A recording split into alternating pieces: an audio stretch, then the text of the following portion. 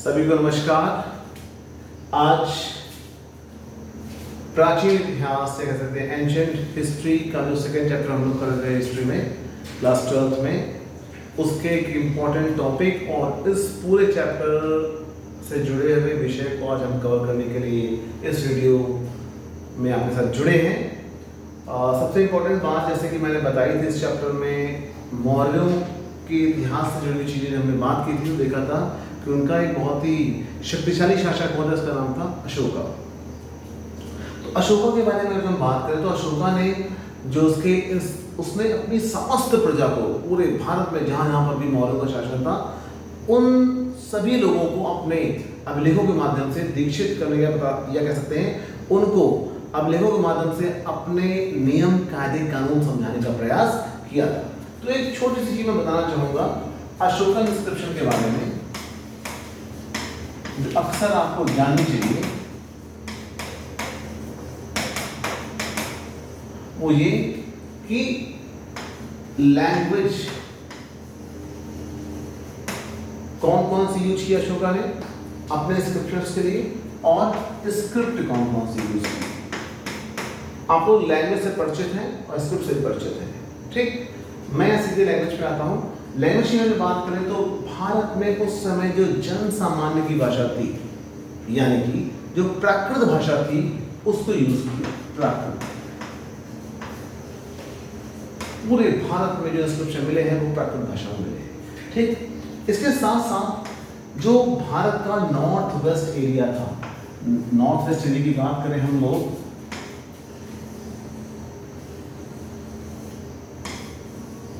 तो ये वाला जो हिस्सा था, इसको हम नॉर्थ वेस्ट वाले हिस्से के रूप में काउंट कर सकते हैं।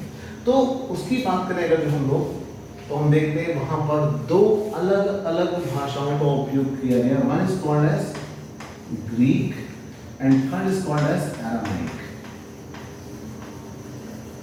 तो तीन लैंग्वेजेस में अशोक के इंस्क्रिप्शन मिलते हैं, प्राकृत, ग्रीक, अरामाइक। और स्क्रिप्ट की बात करें तो स्क्रिप्ट में दो महत्वपूर्ण स्क्रिप्ट मिलती हैं हमको, दो महत्वपूर्ण लिपियां मिलती हैं। One is called as Brahmi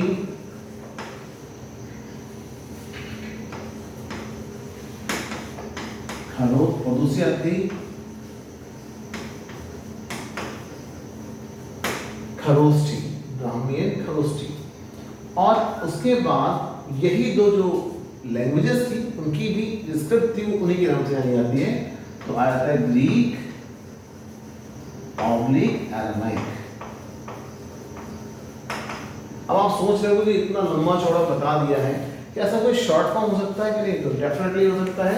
देखते हैं हम लोग इसको, अगर जो हम शॉर्ट में बनाए तो बन सकता है P for Prakrit, G for Greek और A फॉर अरामाइक, PGA। और अगर हम इसको, ये तो लैंग्वेज की बात हो गई, हम स्क्रिप्ट को कन्वर्ट करें तो आ जाएगा Brahmi, Kharosthi, Greek and Aramaic. ये हमारा फॉर्मूला बन जाता है अशोकन इंस्क्रिप्शंस की लैंग्वेज और उससे जुड़े हुए जो आपके स्क्रिप्ट थे उसके बारे में, ठीक है। तो होप सो कि आप इसको समझ जाएंगे, एक क्लास 12 में दिया गया है। नेक्स्ट हम बात करने आते हैं कि ब्राह्मी और खरोष्ठी लिपियों को किसने पढ़ा। तो अशोक के बारे में बात करें तो अशोक के इंस्क्रिप्शंस को सबसे पहले जिस व्यक्ति ने पढ़ा उसका नाम था जेम्स। ये क्वेश्चन बहुत कॉमन है, बहुत पूछा जाता है कॉम्पिटिशन्स में। जेम्स प्रिंसेप, और ईयर क्या था? 1837, ठीक। तो ये अशोक के इंस्क्रिप्शन को पढ़ने वाला पहला व्यक्ति था। आगे बढ़ते हैं इसके बाद हम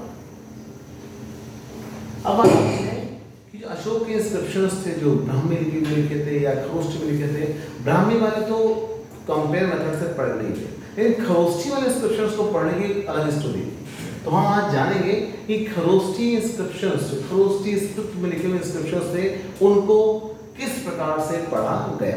तो हम बात करेंगे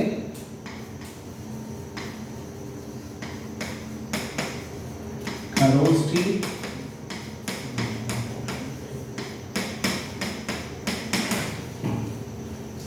खरोष्ठी इंस्क्रिप्शंस। ये बात है खरोष्ठी स्क्रिप्ट की बात करें, खरोष्ठी स्क्रिप्ट की बात करते हैं, ठीक है। तो इसको समझने के लिए थोड़ा सा आपको हिस्टोरिकल इश्यूज को समझना पड़ेगा। जैसे हम बात करें इंडिया की, ये हमारा आज का इंडिया है।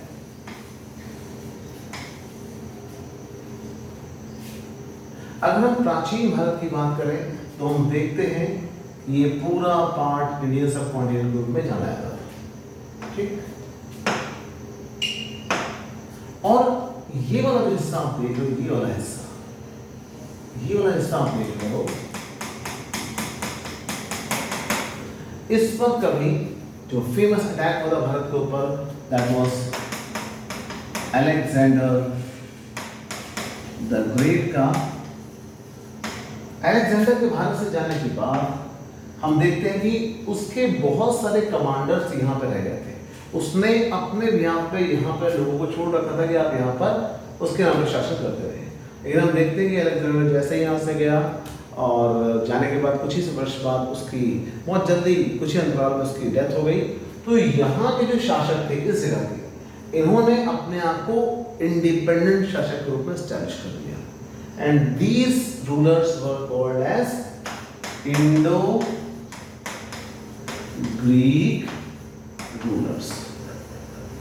मतलब क्या हुआ कि भारत के वो शासक जो कहां से आए थे, ग्रीक, यानी कि जहां से अलेक्जेंडर आया था, तो इंडो ग्रीक रूलर। तो चूंकि ये वहां से आए थे तो इन्होंने वहां पर कौन सी लैंग्वेज शुरू की, ग्रीक लैंग्वेज का प्रचलन, ग्रीक या एरामाइक लैंग्वेज का या स्क्रिप्ट का प्रचलन शुरू कर दिया, ठीक। आगे बढ़ते हैं इसके बाद।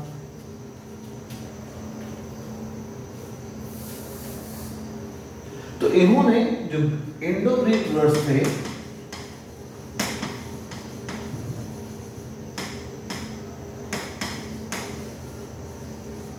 इन्होंने क्या किया, अपने सिक्के चालू करवाए, अपने कॉइन्स का सर्कुलेशन शुरू कराया। कॉइन्स में इनकी चित्र होता था और साथ ही साथ इनका जो नाम था वो नाम इनका जिस स्क्रिप्ट से परिचित थी, यानी ग्रीक स्क्रिप्ट, वो प्लस जो उस समय यहां पर एक और स्क्रिप्ट एग्जिस्टेंस में थी, खरोष्ठी, यानी ग्रीक में भी नाम लिखा हुआ था और खरोष्ठी में भी इन सिक्कों पे नाम लिखा गया। तो इस स्क्रिप्ट का तो धीरे धीरे खत्म हो गया, लेकिन ये स्क्रिप्ट आज भी यूरोप में उपयोग में आती है। तो हम इस स्क्रिप्ट जो हमारे आज भी हमारे लिए जानकारी के रूप में अवेलेबल है, उससे हमने तुलना करके खरोष्ठी लिपि के अर्थ को समझने में सफलता प्राप्त की। तो ये देखिए सिक्के कितने महत्वपूर्ण हैं। ये सिक्के ना मिले होते तो शायद हम खरोष्ठी में लिखे हुए अशोक के इंस्क्रिप्शंस के मतलब को ना समझ पाते। तो ये हमारे लिए सिक्के जो इंडो ग्रीक रूलर्स के थे काफी महत्वपूर्ण साबित हुए। आगे आते हैं लोग, जो सेकंड चैप्टर का लास्ट पार्ट है उसकी बात करें तो उसमें इंस्क्रिप्शंस के इंपॉर्टेंस को बताया गया है, ठीक। तो हम बात करेंगे कि इंस्क्रिप्शंस की स्ट्रेंथ क्या है और वीकनेसेस क्या क्या है। तो सबसे पहले बात करेंगे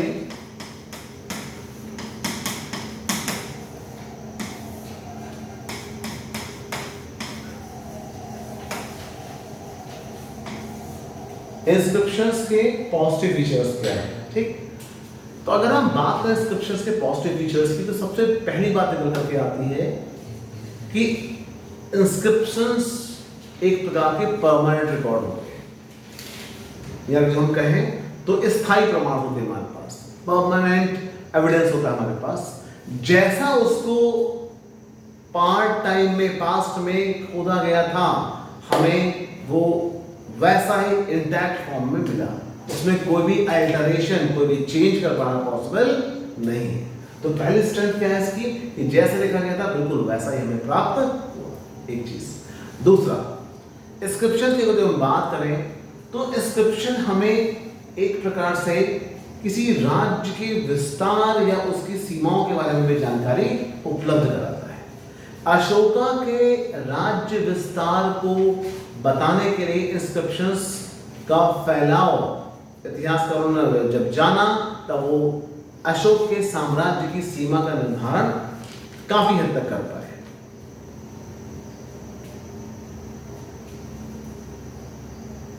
तो हम आगे देखते हैं इसके बाद कि पॉजिटिव फीचर्स के साथ साथ एक चीज और निकल कर आती है पॉजिटिव फीचर में, वो ये कि इंस्क्रिप्शंस एक प्रकार से जो लिटरल सोर्सेज होते हैं उनको सपोर्ट करने का भी कार्य करते हैं।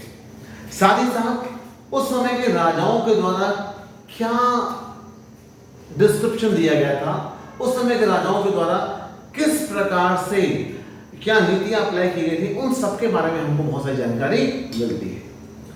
इंस्क्रिप्शंस की बात करें तो आप जानते हैं चाहे वो पत्थर हो चाहे वो कोई मेटल हो, उस पर जो भी इंस्क्राइब किया गया है, जो भी खोदा गया है, वो हमें प्राप्त होता है।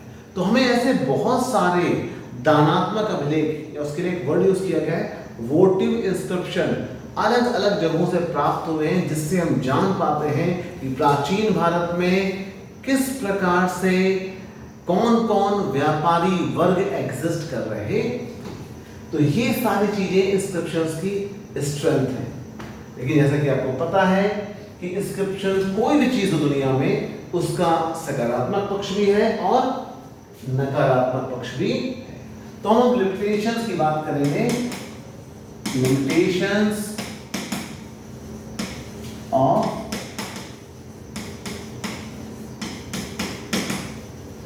इंस्क्रिप्शंस, ठीक। तो लिमिटेशंस की बात करें तो पहली लिमिटेशन क्या आता है कि ऐसे बहुत सारे इंस्क्रिप्शंस हमको मिले हैं जिनकी भाषा, जिनकी लिपि को आज तक पढ़ा नहीं जा सका है। पहली लिमिटेशन, बहुत सारे हजारों संख्या में जिनको हम पढ़ नहीं पाए। और उसमें पहला आता है आपका हड़प्पन सिविलाइजेशन का। उसमें बहुत सारी चीजें चित्रात्मक लिपि वहां पर उपयोग में लाई गई है और आज तक हम उसके अभिलेखों को आज तक हम पढ़ नहीं पाए। तो पहला क्या आता है कि बहुत सारे इंस्क्रिप्शंस हैं जिनकी भाषा लिपि हमारी समस्या में भी बाहर है, पहला पॉइंट। दूसरा पॉइंट आता है कि कई बार इंस्क्रिप्शंस में मिलते हैं तो वो ब्रोकन फॉर्म में मिलते हैं, यानी कि आधा मिला आधा नहीं मिला, टूटे हुए फॉर्म में। तो जब आधा मिला तो उसका कोई मतलब नहीं रह जाता है और वो प्रकार से लिमिटेशन के रूप में काउंट होता है।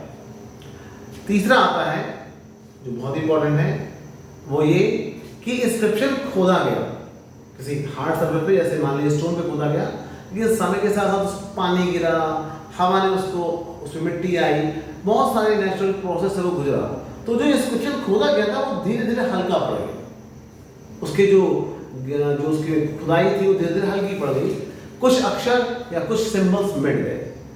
तो एक प्रकार से वो भी हमारे लिए पढ़ना बहुत ही मुश्किल होता है, उसको भी पढ़ा नहीं जा सका।